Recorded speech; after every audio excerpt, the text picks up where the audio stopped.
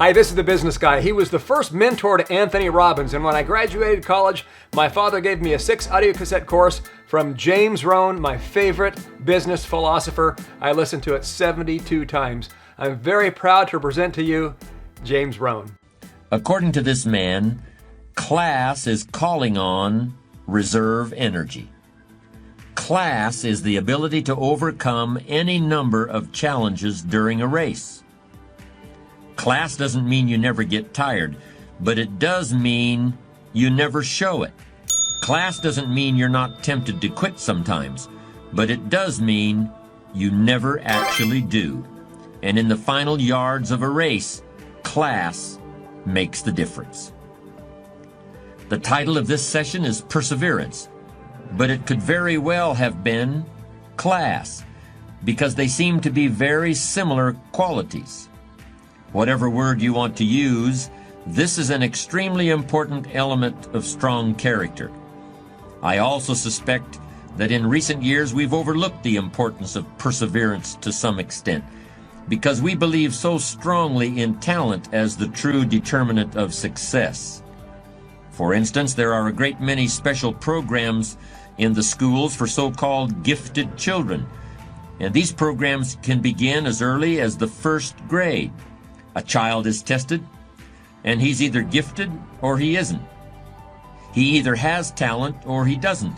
Our expectations of him change based on how he does on those tests, and his expectations for himself change also. Of course, there are some educational systems that place a little less faith in talent and a little more faith in long, hard work. And since those systems have been the source of some incredible progress in recent years, I think it's important to look closely at perseverance and how you can get some of that stuff, whatever your gifts and talents may be. But can you really develop perseverance? After all, that quality is something that's bred into racehorses over many generations. Can the human equivalent of class and perseverance really be learned the way you can learn to drive a car or play a musical instrument? To a great extent, I think perseverance can be learned, and there are some very powerful techniques that can help you learn it. By far, the most important tool you can use in developing perseverance is a personal list of challenging, realistic, well-defined, and highly rewarding goals.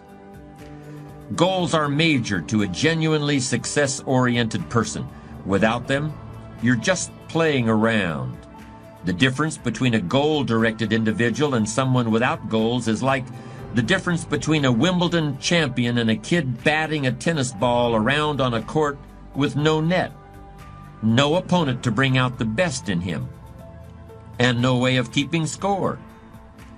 Despite everything that's been written about the importance of goal setting, very few people actually put it into practice.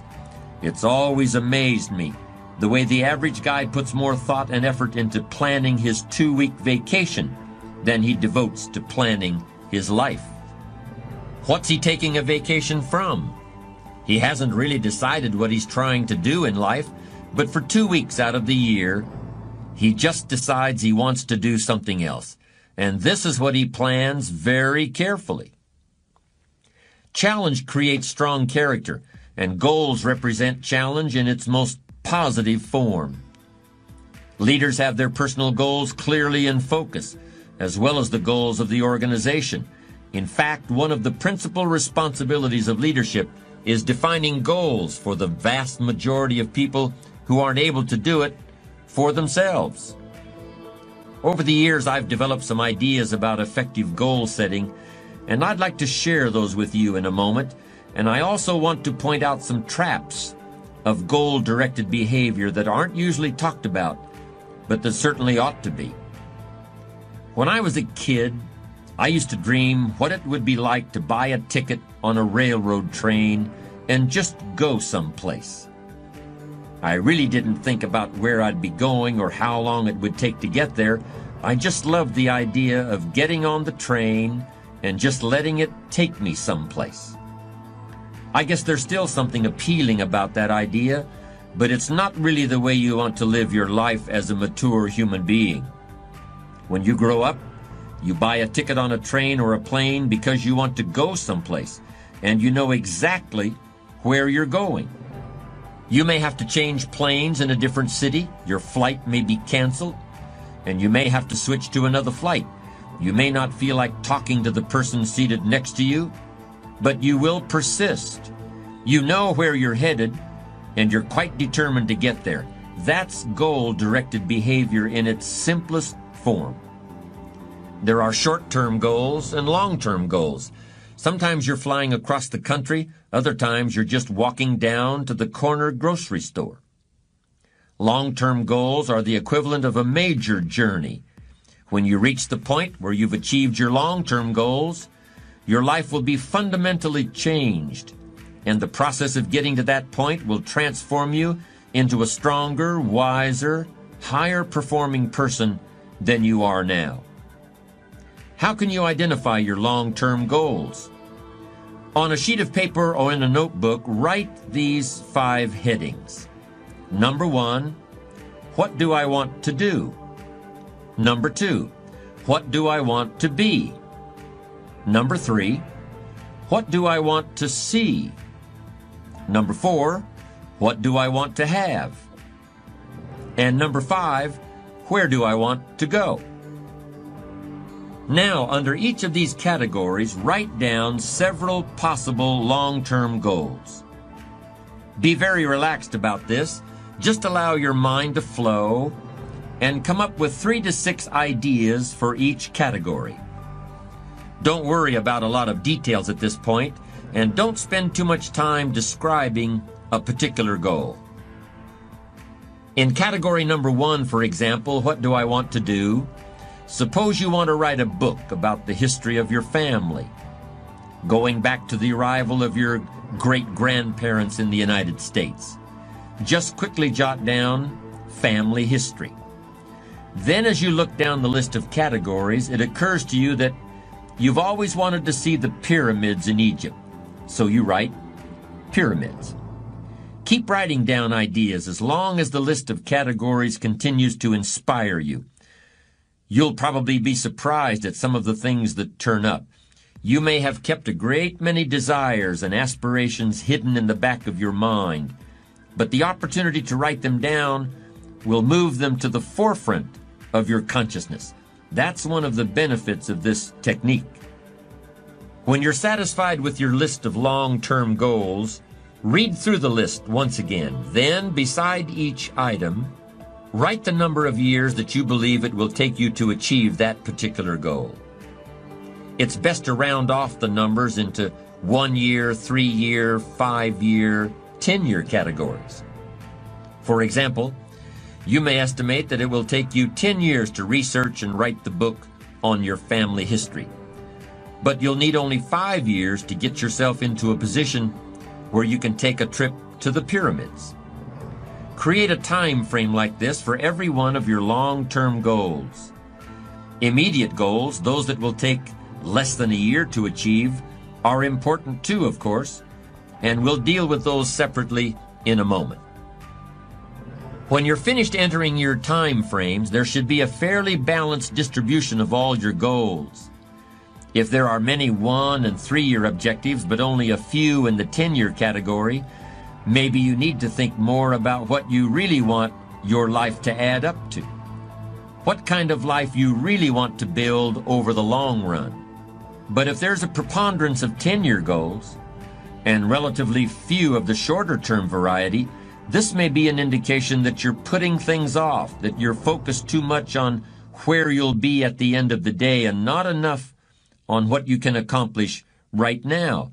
Keep working on your list, adding and subtracting goals with various time frames until you've created a more or less even distribution.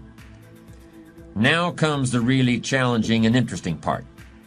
So far, you've just been adding things to the list, but now it's time to start making some selections. Now you're going to start asking yourself, what's really important compared to what might just be sort of fun? Choose 4 goals from each of the 4 time frames, 1 year, 3 year, 5 year, and 10 year. Now you have 16 separate goals. So far, you've only referred to them in shorthand fashion, but now you're going to start seeing them very, very clearly in your mind's eye. You're going to see each goal just as if it were being realized this very minute.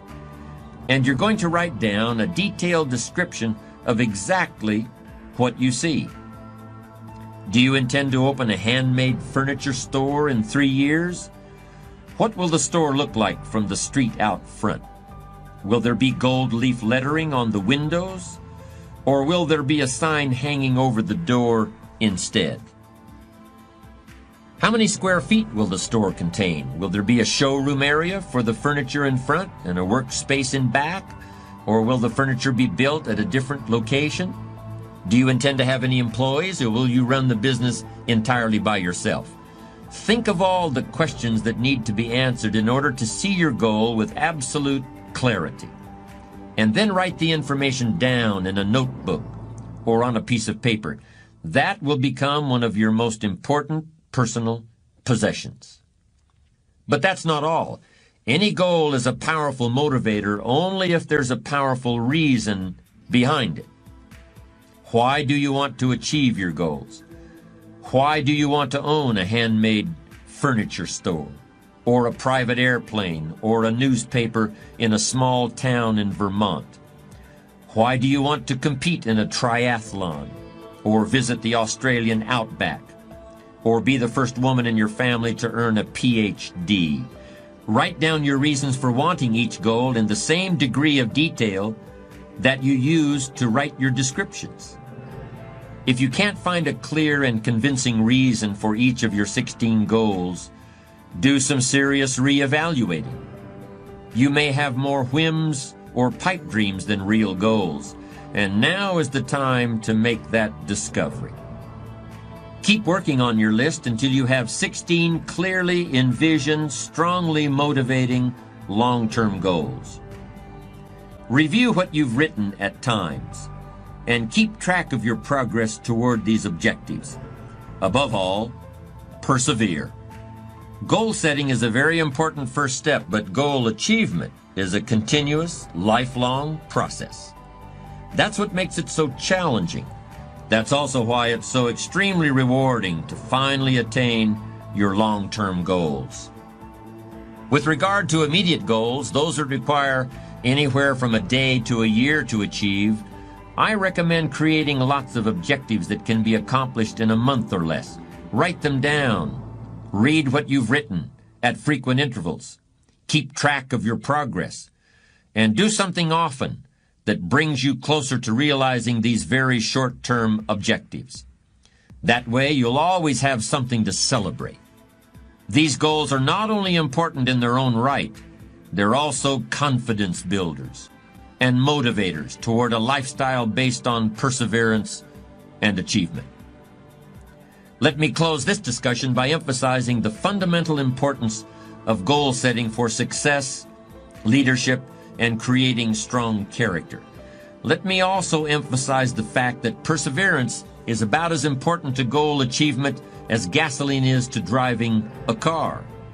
Sure, there will be times when you feel like you're spinning your wheels, but you'll always get out of the rut with genuine perseverance. Without it, you won't even be able to start your engine. That situation and how to avoid it is what we'll be talking about in a moment. The opposite of perseverance is procrastination. Perseverance means you never quit. Procrastination usually means you never get started. Although I consider the inability to finish something to be a form of procrastination. Ask people why they procrastinate, and you'll often hear something like this: I'm a perfectionist. Everything has to be just right before I can get down to work. No distractions, not too much noise, no telephone calls interrupting me, and of course I have to be feeling well physically too. I can't work when I have a headache. The other end of procrastination, being unable to finish, also has a perfectionist explanation. I'm just never satisfied. I'm my own harshest critic.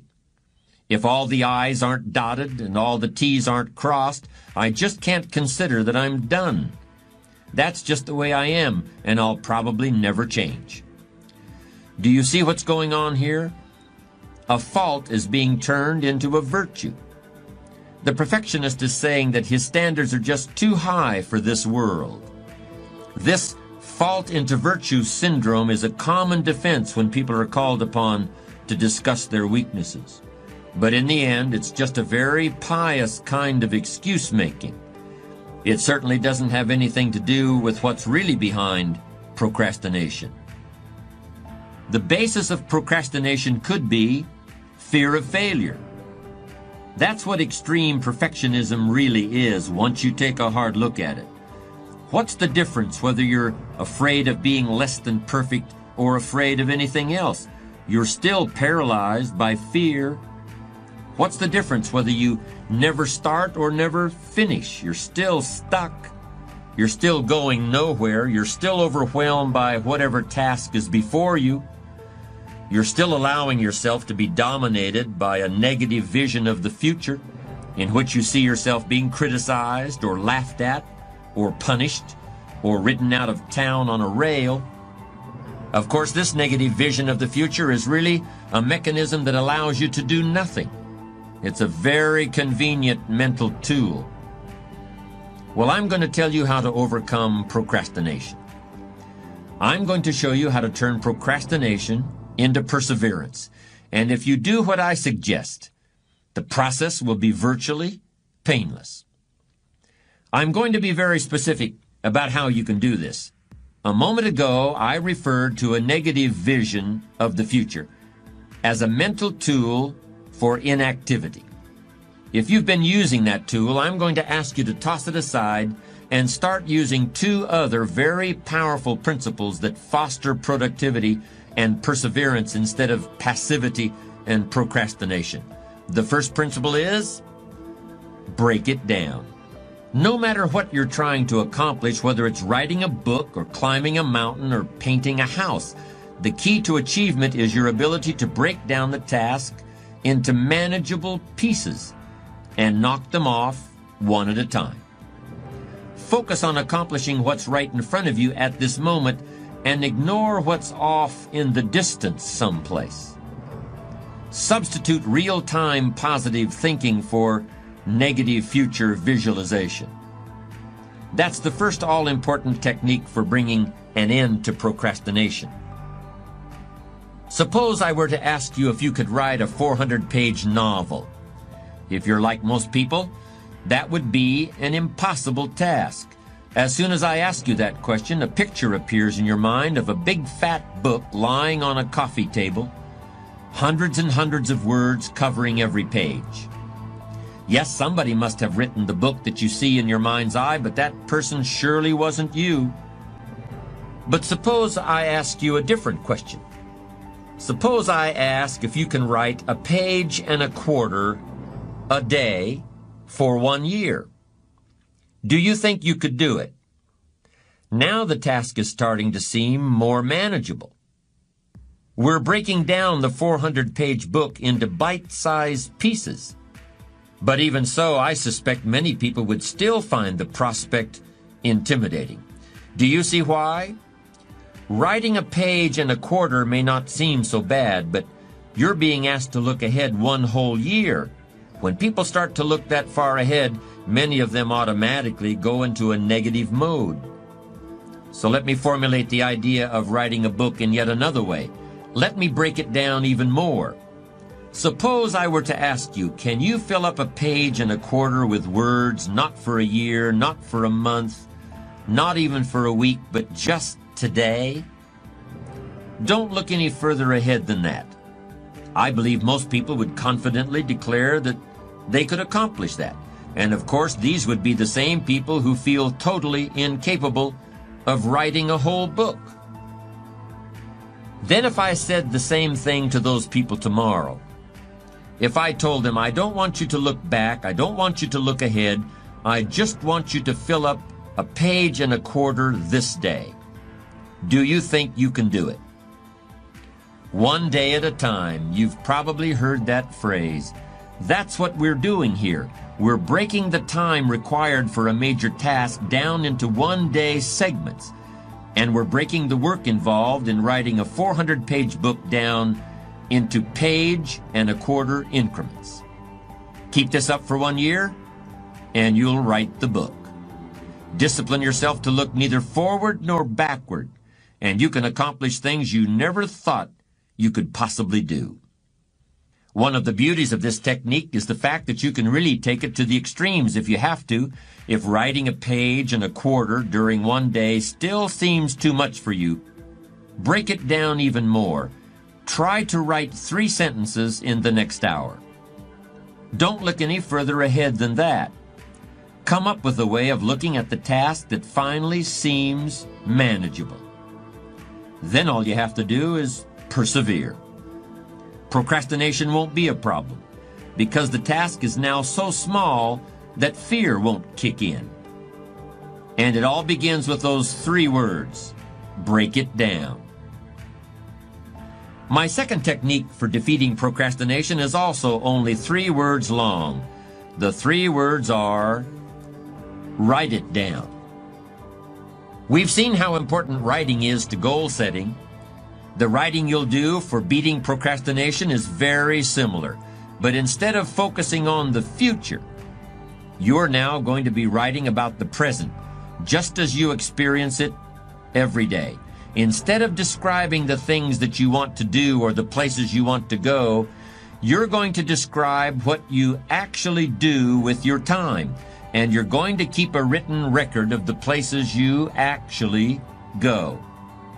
In other words, you're going to keep a diary of your activities, and you're going to be amazed by the distractions, detours, and downright wastes of time that you come up with during the course of a day. All of these get in the way of achieving your goals. For many people, it's almost like they planned it that way, and maybe at some unconscious level, they did. The great thing about keeping a time diary is that it brings all this out in the open. It forces you to see what you're actually doing and what you're not doing.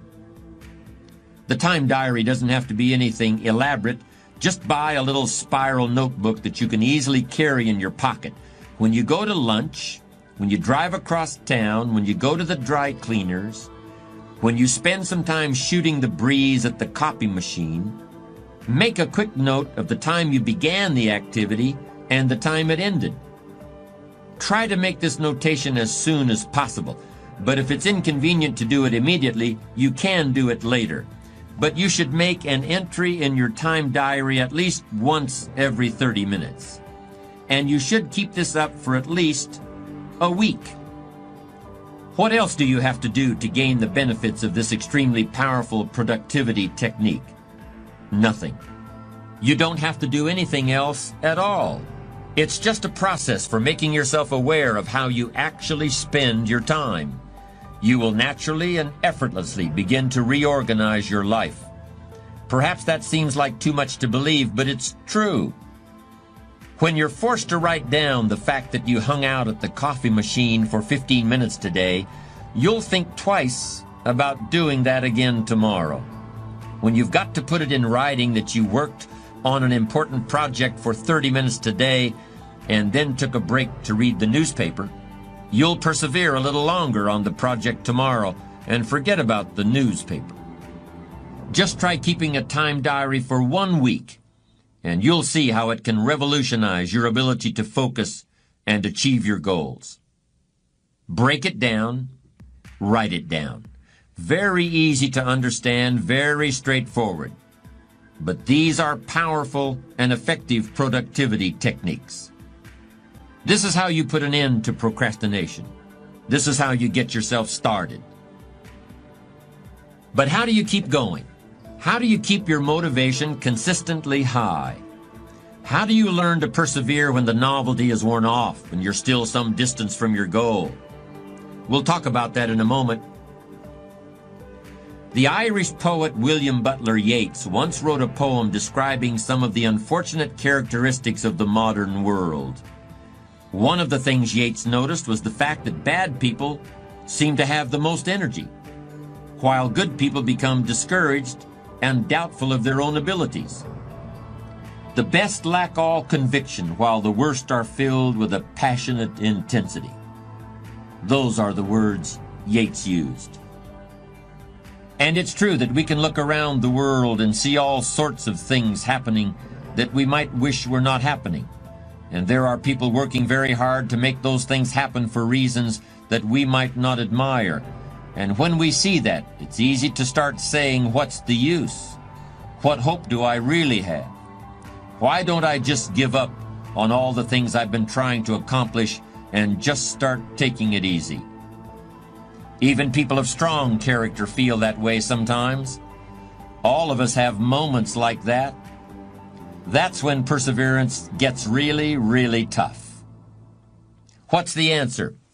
Well, you recall that during our discussion of goal setting, I asked you to list 5 categories for your long-term goals. What do you want to do? What do you want to be? What do you want to see? What do you want to have? Where do you want to go? Now I want you to add another one.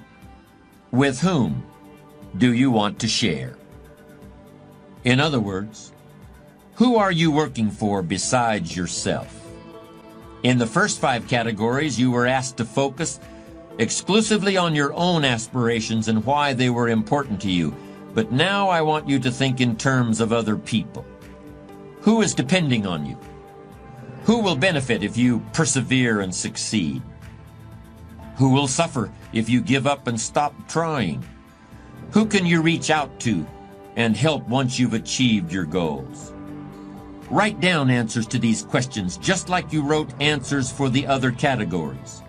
For many people, the answers will appear quite readily.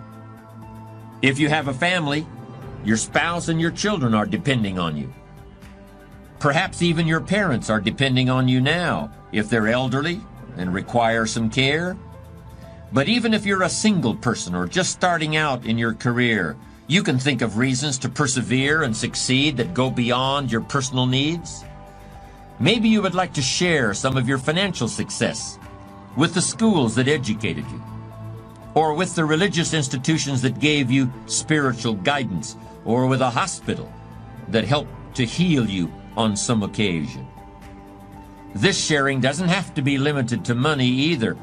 If your work has given you certain skills, you can share your time and your abilities. You can and you should. But even this isn't putting it strongly enough. It isn't just that you'll do better if you feel you're working for others in addition to yourself.